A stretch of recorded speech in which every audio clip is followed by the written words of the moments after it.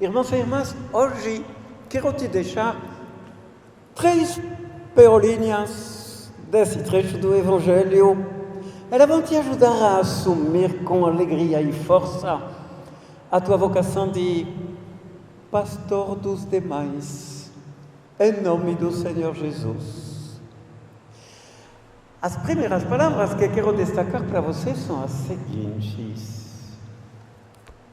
O pastor entra pela porta, chama as ovelhas e as conduz para fora. Conduzir para fora. Tu conheces um pouco a tua Bíblia, tu conheces o Antigo Testamento. Tu serias capaz de me dizer, como na história de Israel, este conduzir para fora não é uma palavra banal. É uma palavra que expressa os maiores acontecimentos da história de Israel. Conduzir para fora.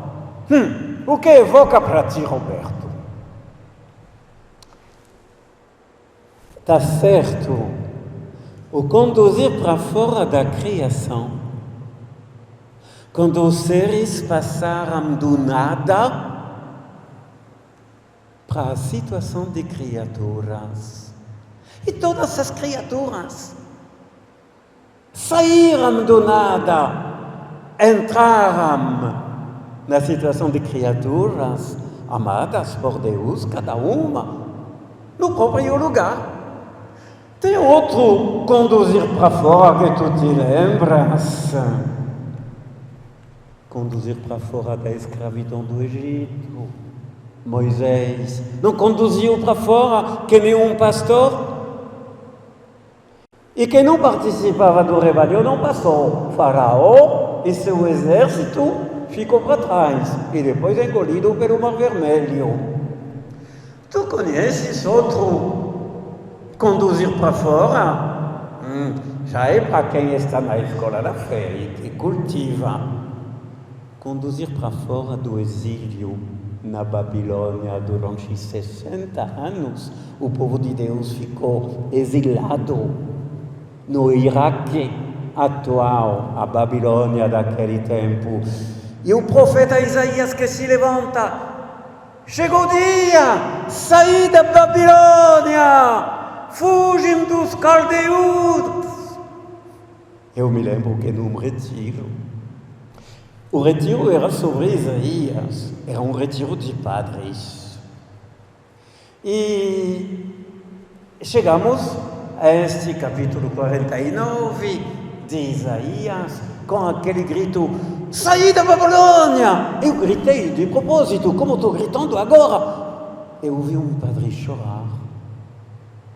Não falei nada. Ele veio me encontrar. Então, eu preciso me confessar. Ele tinha captado tudo. A sua Babilônia era o pecado em que ele estava vivendo. Ele confessou com toda a humildade, todo arrependimento, o seu pecado, o seu exílio. Ele voltou para terminar o retiro. Você nem imagina. É uma coisa que me marcou profundamente porque era um padre.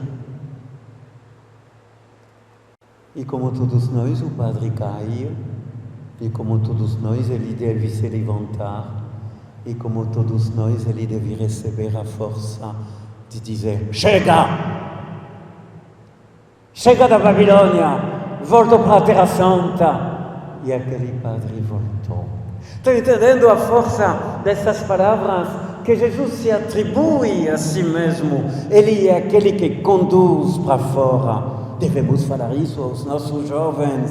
Sair desse mundo corrupto, como diz Pedro hoje, na segunda leitura, na primeira leitura que foi proclamada, no dia de Pentecostes, salvai-vos desta geração corrupta. E tem entre nós gente que ainda vivem presos, sem experimentar aquela liberdade que Cristo traz. Eu digo para a história bíblica, eu digo para a história de um padre, Mas, na realidade, tem muitos educadores, pais e educadores que estão participando desta missa. Eles sabem que educar é latim. Se diz ex ducere, educere. Educere significa o quê? Conduzir para fora. Educação é exatamente conduzir para fora da bagunça, fora do caos, fora de uma humanidade que não está ainda moldada para chegar a uma harmonia do ser humano que se compreende e se ama e cultiva em si esta paz, esta harmonia consigo mesmo, com os demais e sublimamente com Deus. Conduzir para fora pelos conhecimentos, para fora da ignorância. Conduzir para fora pelas aprendizagens. O saber fazer, mas conduzir para fora pelas virtudes da honestidade e da generosidade, da paciência e da perseverança, o saber viver.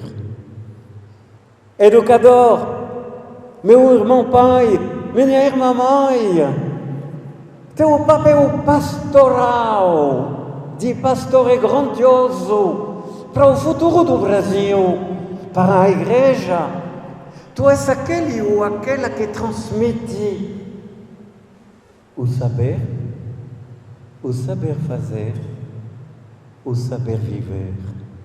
O que é dos três? O que são dois desses três? Se falta se falta o saber, se falta o saber fazer, ou se falta só o saber viver, tu podes ser um ótimo informático, mas tu não sabes viver conforme o plano de amor de Deus.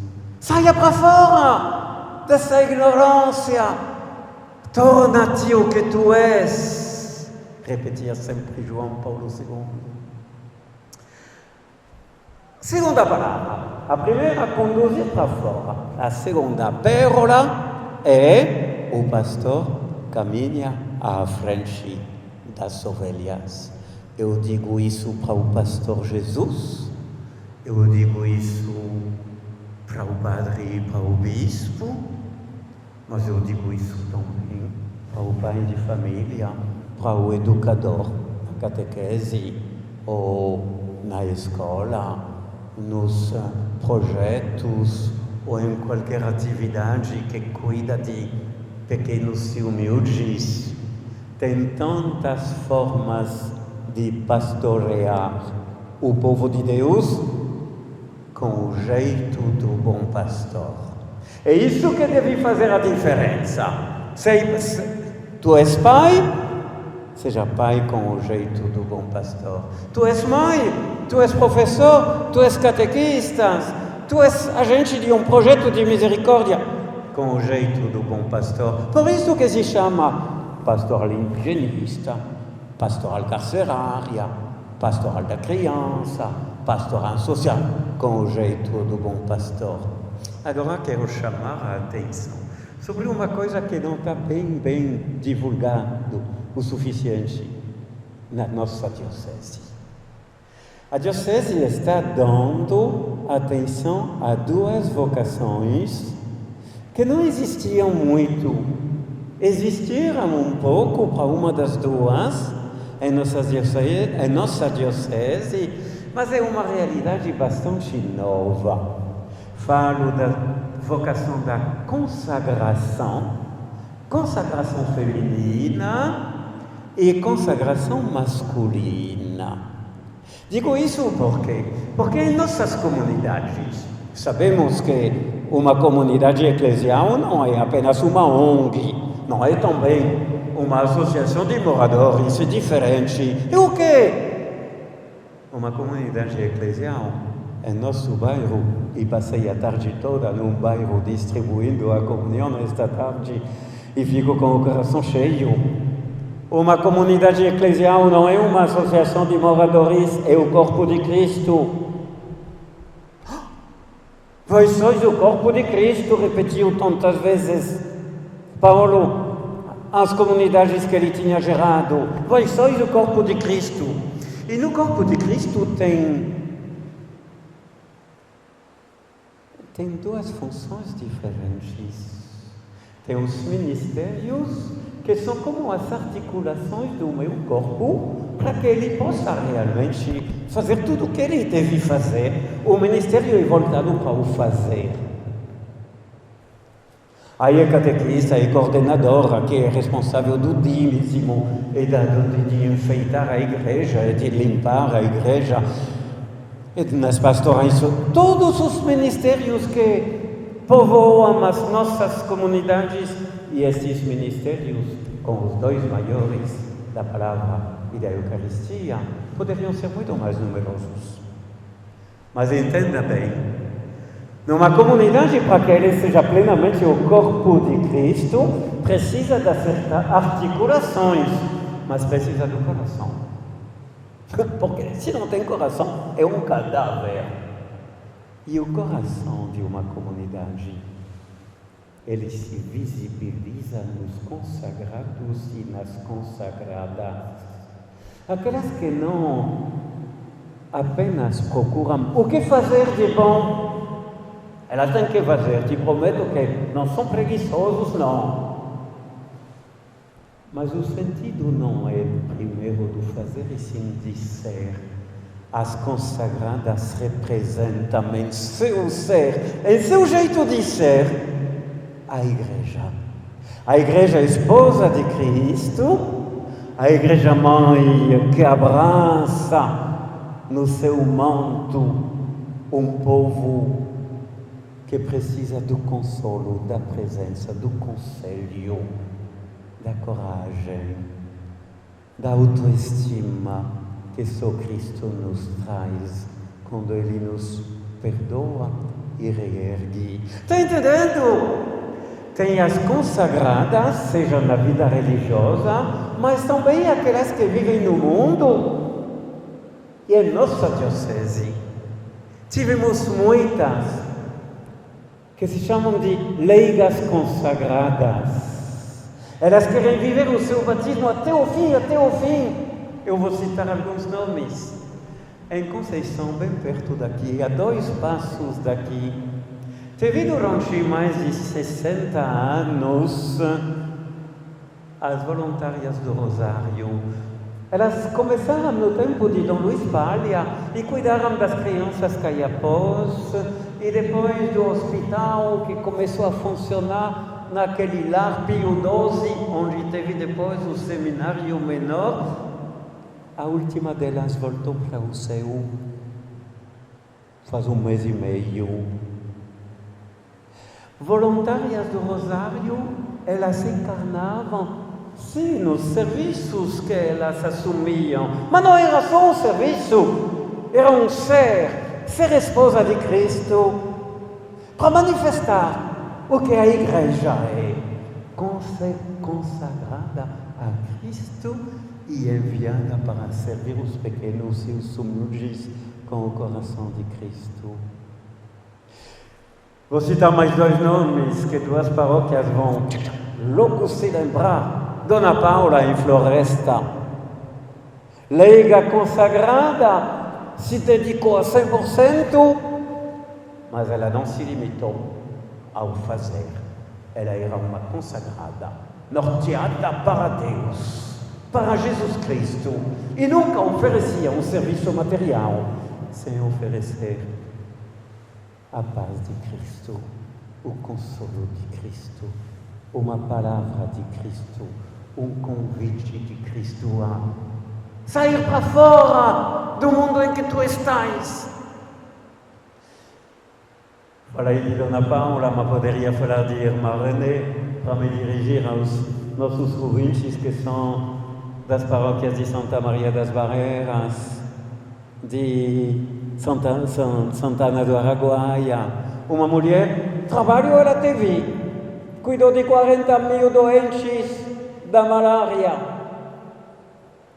mas ela foi uma consagrada. Acima de tudo, uma consagrada. Esposa de Cristo, oferecida aos pequenos, os camponeses, os garimpeiros atingidos pela malária. Tem na nossa diocese mulheres, jovens mulheres, que querem oferecer a Deus a sua vida e a sua fecundidade. A gente chama de virgens consagradas.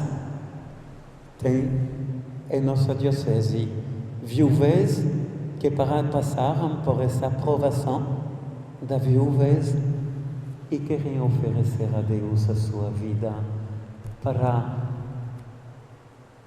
tornar a igreja visível em sua pessoa. Não é só em nível do fazer, é em nível do ser.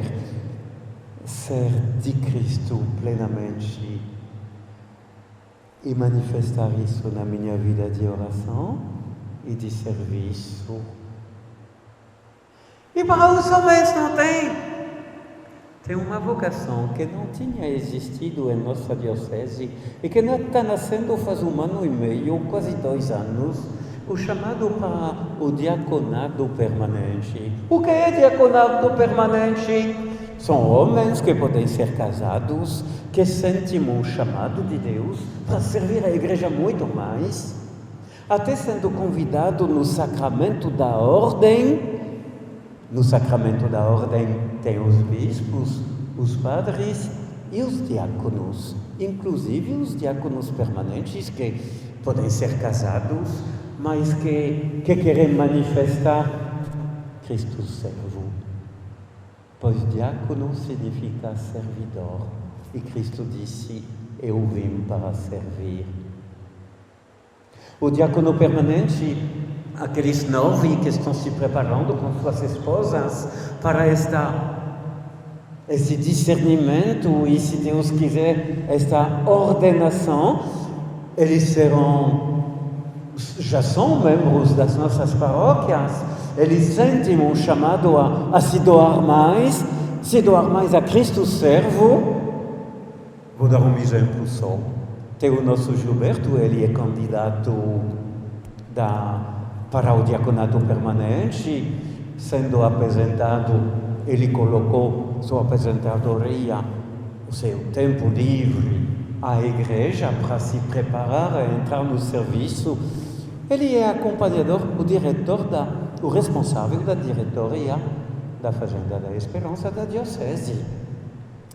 Isso é tipicamente um serviço diaconal, mas pode ter também serviço de diácono junto às pastorais e projetos de misericórdia, junto aos indígenas, junto aos presos, junto aos projetos para crianças e adolescentes. As situações são tão numerosas. Tu sabes que temos 9 homens com suas esposas e seus filhos e filhas. Eles já disseram e já estão caminhando para um discernimento e uma aceitação da vocação diaconal. Imagina, se tivéssemos 3, 4, 5 diáconos em cada paróquia.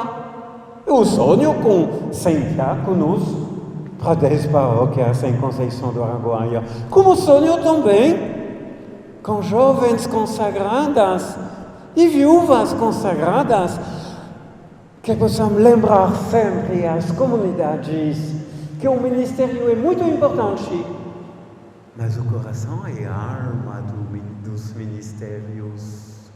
E precisamos não apenas de excelentes servos, mas de corações consagrados que lembram a toda hora que a igreja é consagrada ao seu Senhor, ao seu esposo Jesus Cristo. Amém? Te deixo apenas assim a terceira palavra. No início tu vais te perguntar, mas o que significa? As ovelhas que são conduzidas pelo pastor, Jesus diz, elas saem e entram e encontram pastagem. O que significa sair, entrar? Sair, entrar? Significa a imensa liberdade do cristão. O batismo nos prepara para trabalhar dentro da igreja, mas também para trabalhar no mundo. Os diáconos vivem no mundo, as leigas consagradas e as viúvas consagradas vivem e podem ter seu emprego no mundo. Sair e entrar, saber que estamos neste mundo, mas que não somos desse mundo. Eu me lembro que o que te anunciei muitas vezes em nossas missas. Meu irmão, tu entraste aqui nesta igreja ou nesta transmissão por redes sociais, tu entraste para rezar. Daqui a pouco tu vais sair para servir e amar. Deveríamos guardar isso cada vez que vimos participar de uma missa. Tu entraste aqui para rezar. Daqui a pouco tu vais sair para servir e amar. Que Deus nos dê a todos esta graça e que dediquemos a oração desse dia para as vocações consagradas, seminaristas e padres. Precisaremos até a volta de Jesus, mas precisamos também de religiosas e de leigas consagradas, de diáconos permanentes. Amém.